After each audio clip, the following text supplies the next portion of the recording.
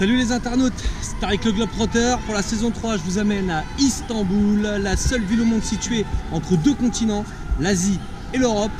Je vais vous faire le tour de cette ville incroyable, aux multiples facettes. Reste assis sur ton canapé, je t'emmène faire la visite. Tariq le Globetrotter, saison 3, c'est parti.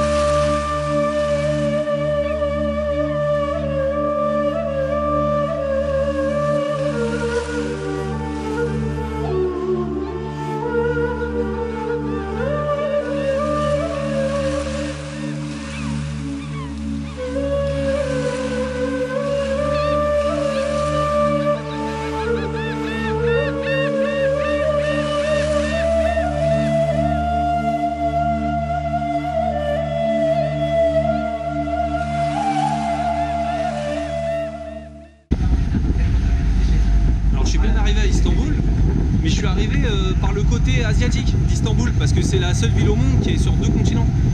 Et là, il faut que je traverse le Bosphore à bord de ce petit embarcadère, de ce gros bateau.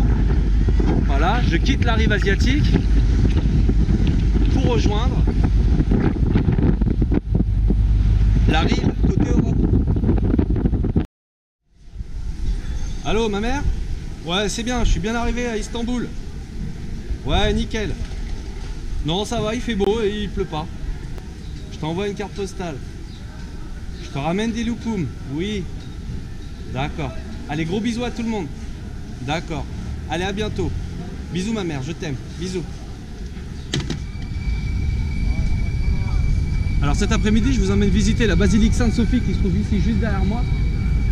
Basilique qui fut érigée par l'empereur Justinien, qui voulait faire le plus grand monument de la chrétienté au monde, et le pari fut gagné pendant plus de 1000 ans puisque cette basilique était la plus grande jusqu'à ce qu'il construise celle de Saint-Pierre à Rome, qui la détrôna depuis. Bon, apparemment il y a du monde qui vient visiter cette basilique, hein. Il va falloir que je m'arme de patience. Je crois que c'est simplement parce que c'est l'un des endroits les plus touristiques d'Istanbul, hein. Ça doit être les visites dans le top 5 des visites que l'on fait quand on vient ici. Et je ne pouvais pas venir ici sans vous montrer cette basilique. Alors à l'extérieur c'est sympa, mais je pense qu'à l'intérieur ça l'est tout autant. Allez, c'est parti, je t'emmène avec moi.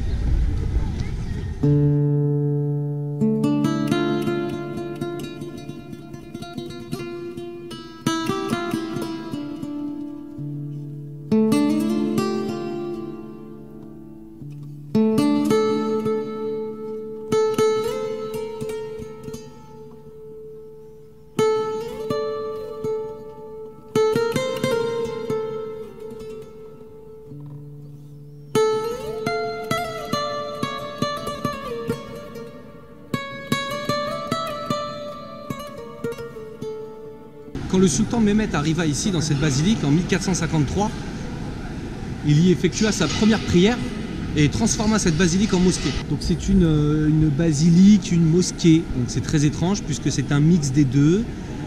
C'est un endroit assez fraternel, et religieusement parlant dans le monde. Je crois que c'est la seule et unique basilique transformée en mosquée avec une histoire comme celle-ci. Donc c'est assez émouvant et surtout chargé d'histoire, on le sent sur les murs. Donc j'espère que la balade va vous plaire. C'est parti, je vous fais découvrir un petit peu cette magnifique basilique.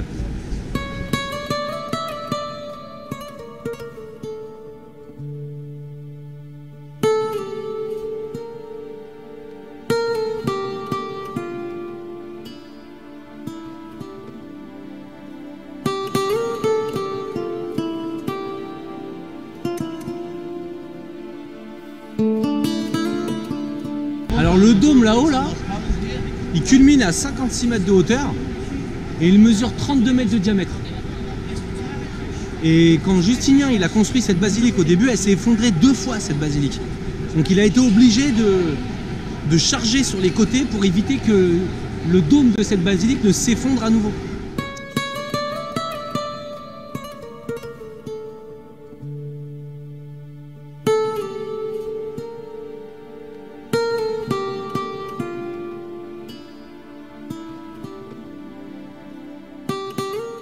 Et vous l'avez reconnu, c'est Jésus-Christ, au milieu de la basilique, hein, puisqu'à la base c'était une basilique. Il faut savoir que le sultan, quand il est arrivé, il a recouvert les murs de plâtre, parce que les représentations sont totalement interdites dans l'islam.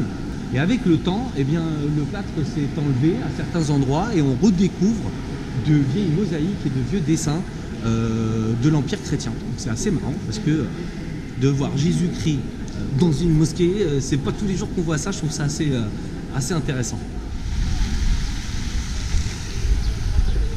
Alors après avoir visité Sainte-Sophie, qui se trouve juste là, il vous suffit de traverser le parc qui sépare pour aller directement à la mosquée bleue qui se trouve juste en face.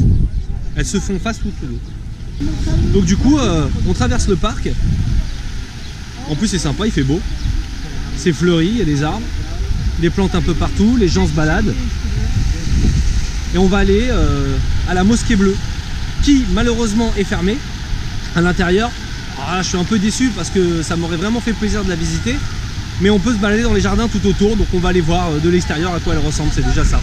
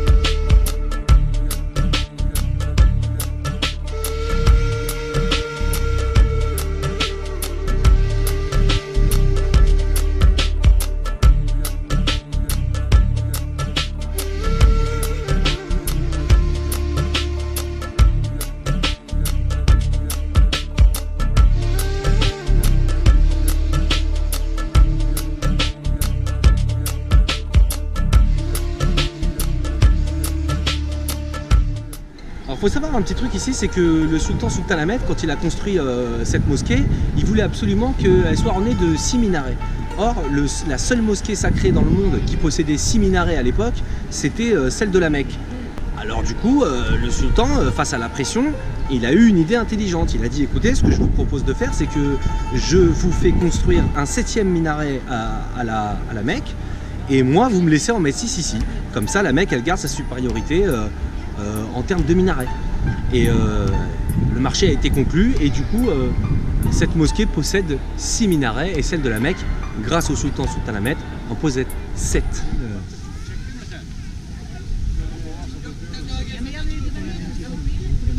Il faut savoir que la mosquée bleue, c'est le point de départ de tous les hajj, c'est tous les pèlerins vers la Mecque.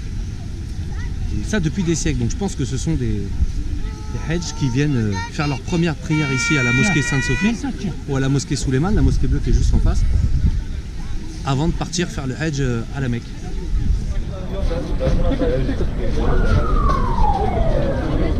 Voilà, dans les endroits à visiter ici à Istanbul, vous avez la citerne basilique qui se trouve juste derrière moi. Ça coûte pas très cher et vous accédez à toute une citerne géante qui se trouve sous la ville et qui permettait de l'alimenter au temps des Grecs et des Romains. Et ben vous savez quoi, on va y aller tout de suite, c'est parti, on y va.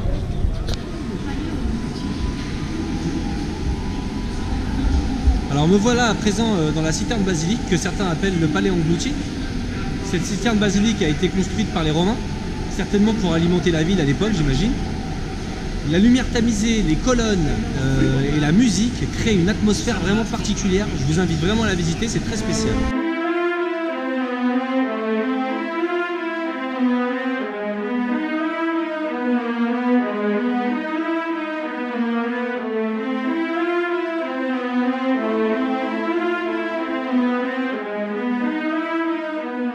Et alors le clou du spectacle en arrivant ici, c'est ces gros piliers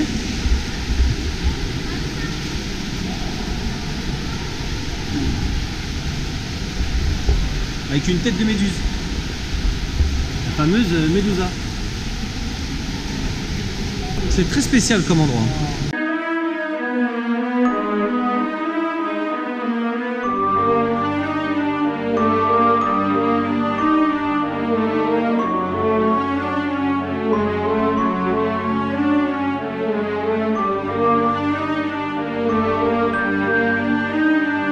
là, juste derrière moi, vous avez ce qu'on appelle la colonne qui pleure. Certains disent que les dessins qui ornent la colonne sont similaires à des yeux, et vu que la colonne pleure, on dit que les yeux pleurent de la colonne. Enfin, je sais pas, c'est un truc un peu toi. Hein, cette ville, elle a vraiment été jalonnée par toutes les cultures et tous les peuples, hein, entre les Grecs, les Romains, les musulmans, les catholiques. C'est assez incroyable. Donc c'est l'une des parties les plus éclairées, mais c'est vrai que c'est assez étrange comme endroit. Donc là on va se faire une petite chicha. Comment on dit chicha en turc? Elma. Elma. Elma. Je vais me faire une... Elma Al-Fahipour. Elma. I'm from Uzbekistan. D'accord. Toubekistan. Uzbekistan. Ouzbékistan. Uzbekistan. D'accord. What's your name? Shakir. Shakir. Tariq. Tariq. Tarek. Tariq, salam alaikum. Saha mon frère. Merci beaucoup. Alors on a une chicha, on a un thé. À la vôtre les mecs. Ça c'est la Turquie.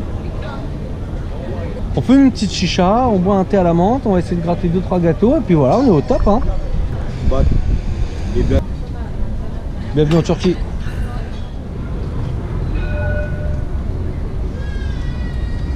J'ai vu ces petits pots un peu partout dans tous les restos, mais j'ai jamais trop compris à quoi ça servait. Ben là on va avoir la démo en direct.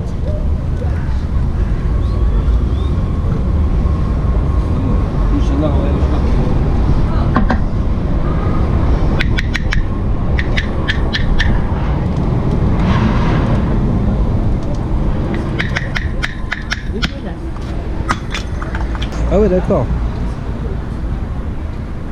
Une sorte de tagine quoi. Impressionnant. Tagine turque. Bienvenue à Istanbul.